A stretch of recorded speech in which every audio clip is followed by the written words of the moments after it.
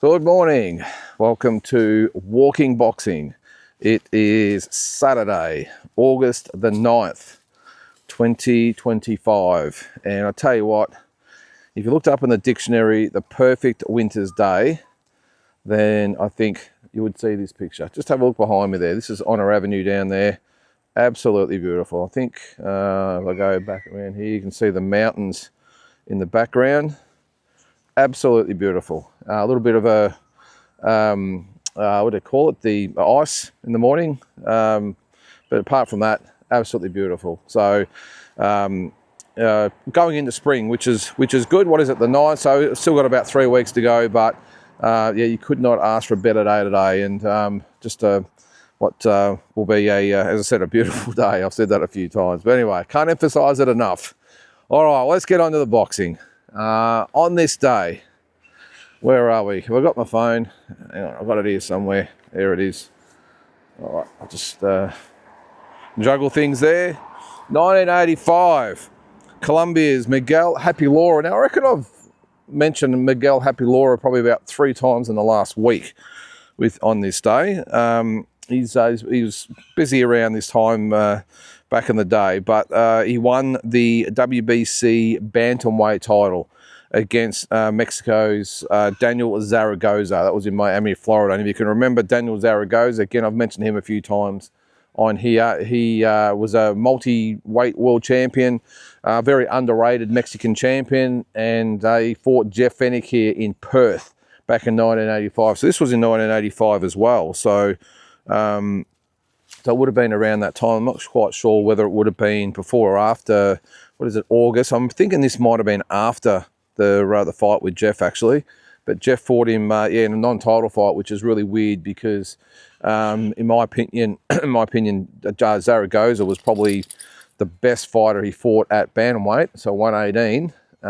Maybe arguably Steve McCrory was in there. Other fighters like Jerome Coffey and Satoshi Shingaki probably obviously didn't measure up to Daniel Zaragoza, but it was strange that it was a non-title fight considering that Jeff held the IBF title at that stage, and Daniel Zaragoza, of course, fought for this world title around the same time. So anyway, but it was a really, really tough win for Jeff. He had some great wars against Mexican fighters, didn't he? The Villasanas and Marcos Villasana. There was Mario Martinez. Just some really tough guys. Victor Callejas, who was Puerto Rican from memory, but some tough wars with those Latino fighters did Jeff Fenech. Also on this day, 1950, Sugar Ray Robinson defeated Charlie Fazari on points over 15 rounds to retain the world welterweight title. That fight took place at Roosevelt Stadium in Jersey City, New Jersey. Says here it was his last fight at 147 for the 29-year-old Sugar Ray Robinson, and he improved to 110 wins, 1 loss, and 2 draws. And that was his 5th defence, I think it was.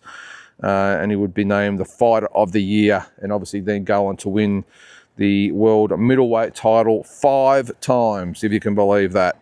One other thing on this day, 2012, a big day for women's boxing. At the Olympic Games in London, Nicola Adams became the first female Olympic gold medalist. So that was on this day in 2012. All right, on to some Aussie news, and it's good to see that Jason Maloney, I saw an article about him on one of the news sites, and he's over in Mexico at the moment with brother Andrew as he prepares to fight Archie Cortez. And there hasn't been much happening for him in 2025. He hasn't fought for 6 months. I think he had 2 fights early in the year, so it's not like he's been starved of fights, but this is probably the longest I've ever seen him go without a fight. He lost, obviously, though, his world title at the start of the year. I think it was the start of the year.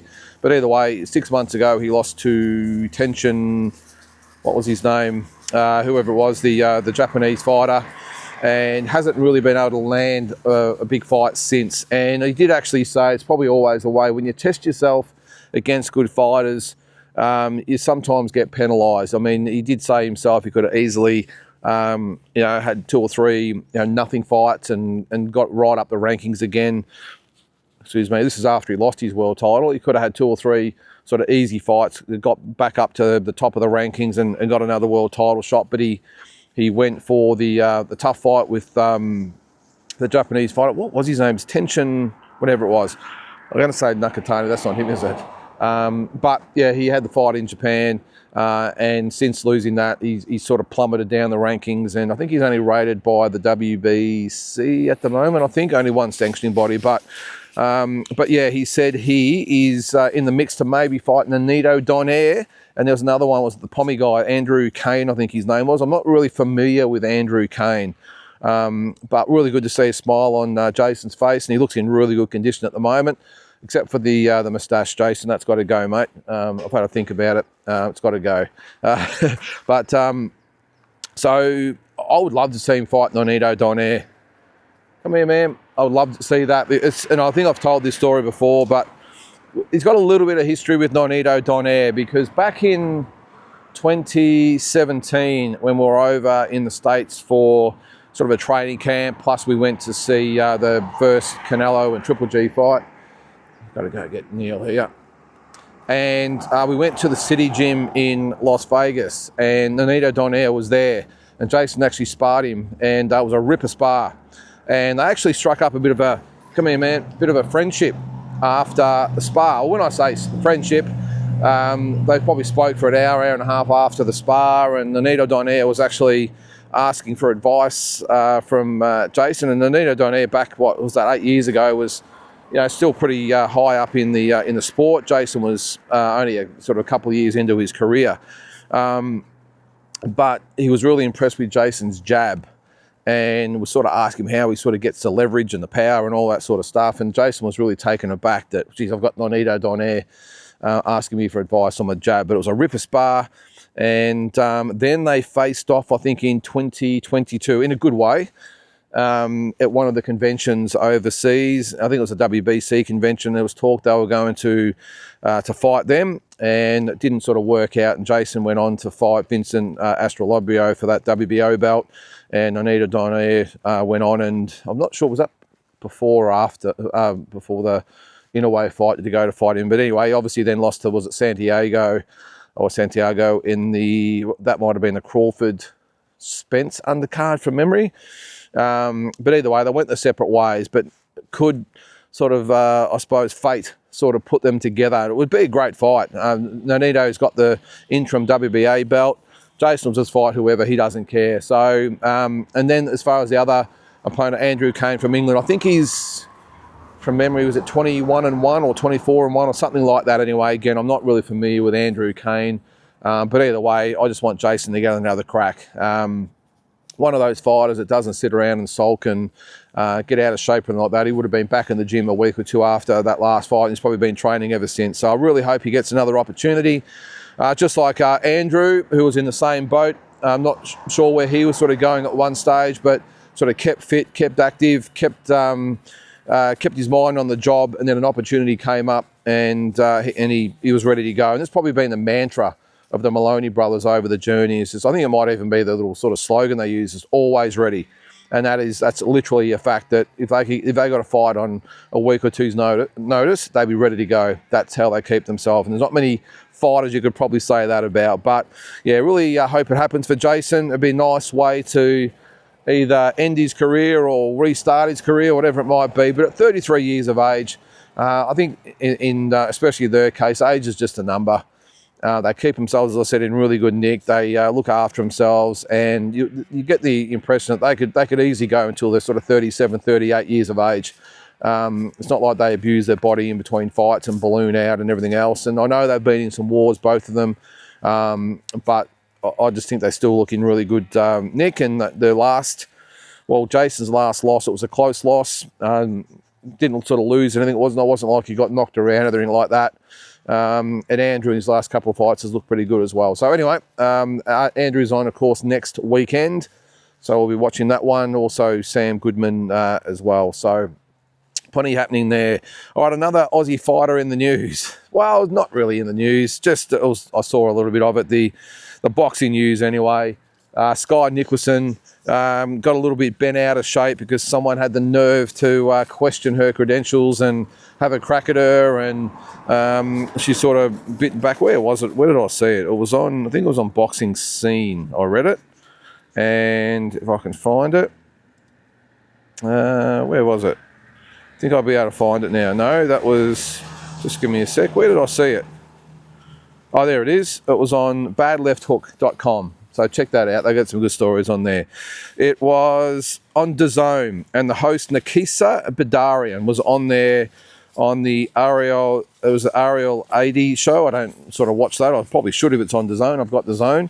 But he commented that first of all, she should have made the weight 122. Now, what he didn't know was a catch weight. It was 124, I think it was. She weighed in just under, so she technically did make weight.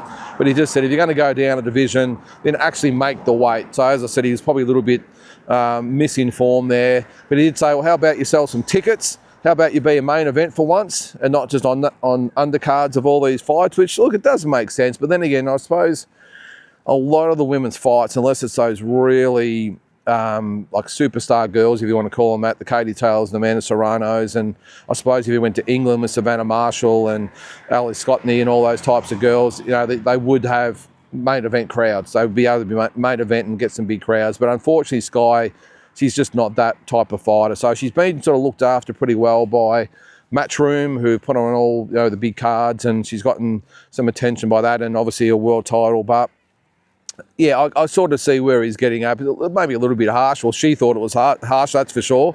And he just said, look, at 122, because she's looking to fight Ellie Scottney, that's one-way traffic. That's probably one thing I'll probably have to agree with.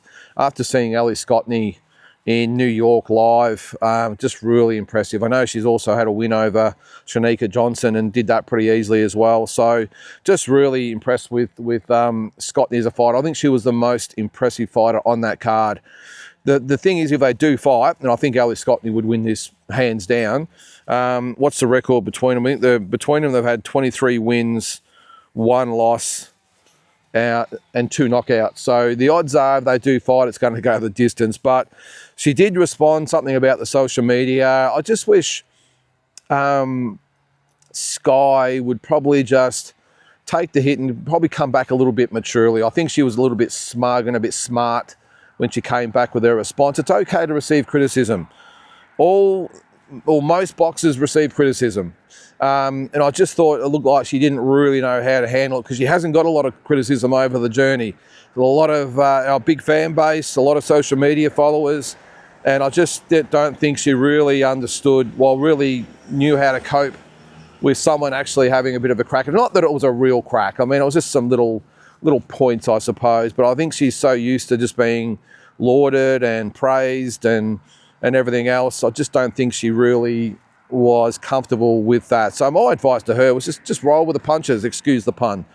It's not a big deal. Everyone cops criticism. She could have just said, hey, look, I understand, but this is my retort, and you don't need to sort of do it with a sort of smug little face. Just say, look, I understand what he's saying, but the fight was at 124. I did make the weight, and as far as ticket sales goes, well, that's up to my promoter what shows they put me on. I just fight and not really stressed about crowds. I just want opportunity, blah, blah, blah, blah, blah. And as far as Ellie Scottney goes, I respectfully would love to have a fight with her. My career's at 122 now. She's the top dog. I would love to fight her. Something along the lines of that. You don't need to try and come back with these sort of sassy little remarks and try and get sort of one back, because you're not going to win when you've got a guy who's got his own sort of TV show and can continually come at you. You're not going to win that battle, unfortunately, but she'll learn. As I said, it's probably the first time in her career she's probably had to cop a little bit of criticism, and you just have to wear it. It happens to the best of them, so that would be my advice to her. Don't worry about the retorts on social media or whatever it might be. Just okay, no drama. It's a free world. You can have your say, whatever. I don't agree with it, but you're more than welcome to have your say. But that would be a good fight at 122, Ellie Scottney against Sky Nicholson. Look, apart from all that, I think Sky is a super talent. I really do. I just think she probably got a bit of a wake-up call in her last fight with Tiara Brown. who just made her realise that you just can't pity-pat and poke your way around for 10 rounds and expect to win. There are going to be some really strong girls out there that aren't going to just follow you around the ring all night and let you do your own thing. And I just think she, as I said, got a wake-up call by a really tough, hard girl who wasn't going to just let her do her own thing, which most of her opponents have done. And she cut her off and made her fight and really roughed her up. And Skye was just a little bit sort of lost in that situation, but she's still young enough. She's still 29. The girls tend to go on till probably the late 30s or whatever it might be, if need be.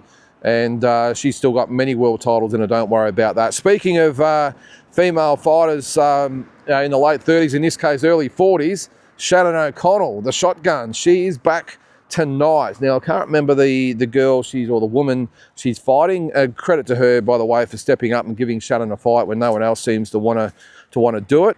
But it's a very unique occasion because Shannon is on the same card as her son, Cooper O'Connell, if you can believe that. I think it's the first time in history, well, I'd be almost 100% sure that it's the first time in history that a mother and son have fought on the same professional boxing event. Just crazy. I'm assuming that Shannon will probably go first, I'm thinking. I don't know. I don't think she would want to be sort of in Cooper's corner and then have to go put the wraps on and fight later. I don't know, but either way, what an event, what an achievement for both of them, or a milestone, whatever you might want to call it.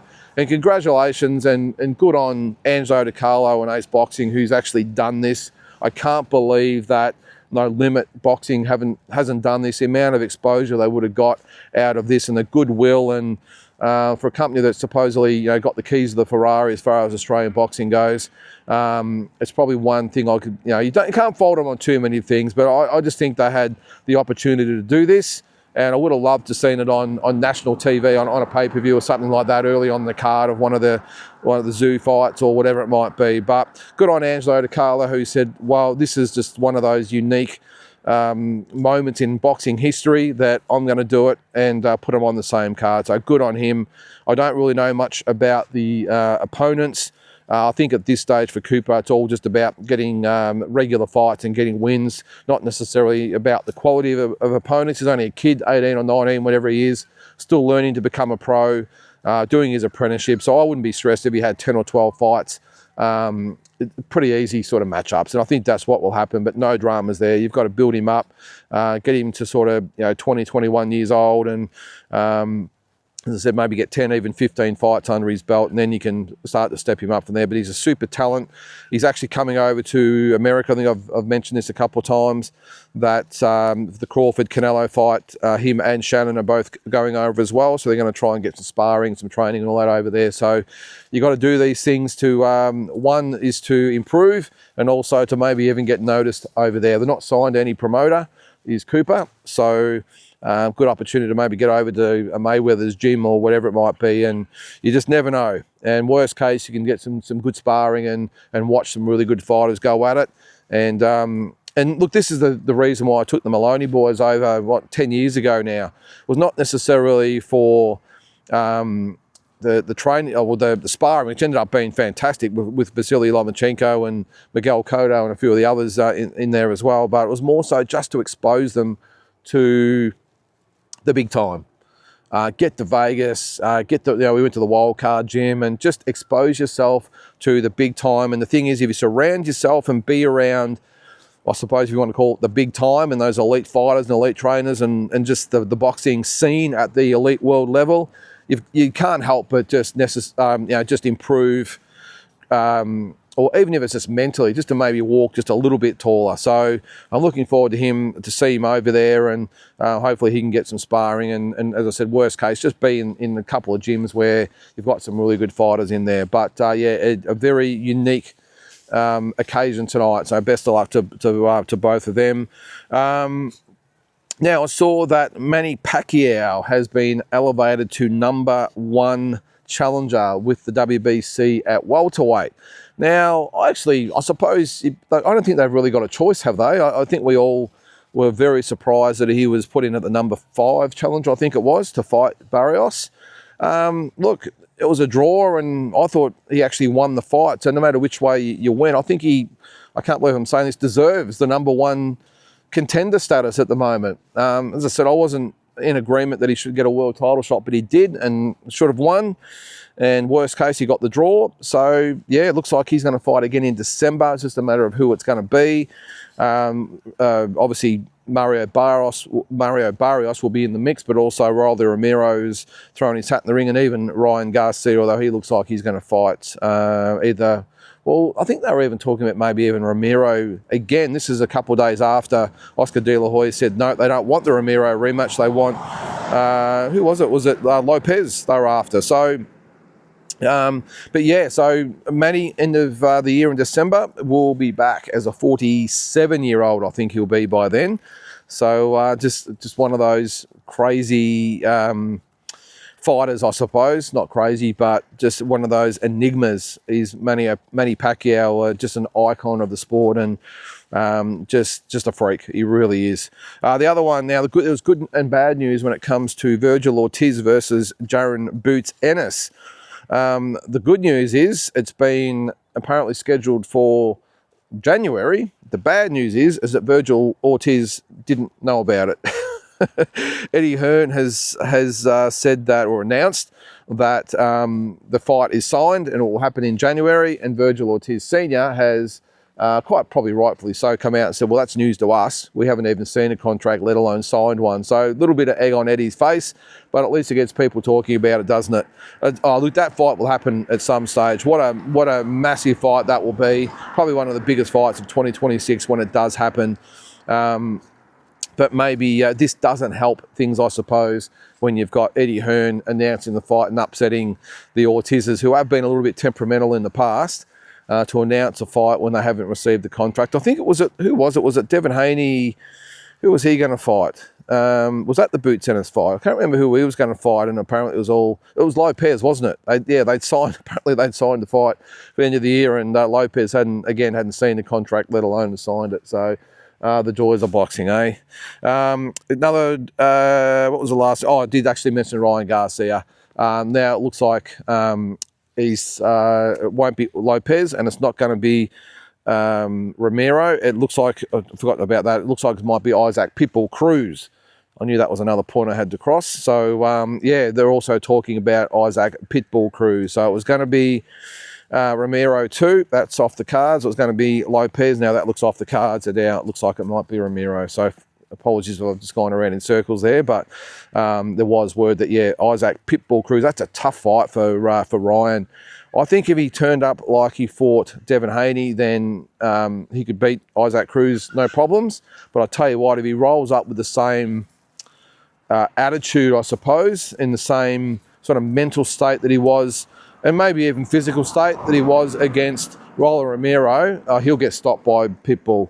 Yeah, we saw what Pitbull did to Romero when he had him in trouble. They don't call him Pitbull for nothing, do they? And I'm not sure that's a good fight for Ryan Garcia next up. I think he needs at least one, if not two, easier kills, and then maybe look at Isaac Pitbull Cruz, because going from that Romero fight straight into Pitbull, that has got disaster written all over it, and I would probably lose a bit of respect for Oscar De La Hoya as a promoter if that was the fight that he put Ryan in. Because if he's looking to, well, I was just about to say, if he's looking to protect Ryan and his investment going forward, doesn't make much sense, does it? Because it's the last fight. So maybe he's just saying, well, I'm just going to throw you into the Pitbull and pretty much ruin your career as a little bit of a parting gift. I don't know. But I think if Oscar was really looking to maybe continue with Ryan and invest in his career, that the Pitbull fight is probably the last fight I would take, coming off that really disappointing Romero defeat. So anyway, I'm sure they will all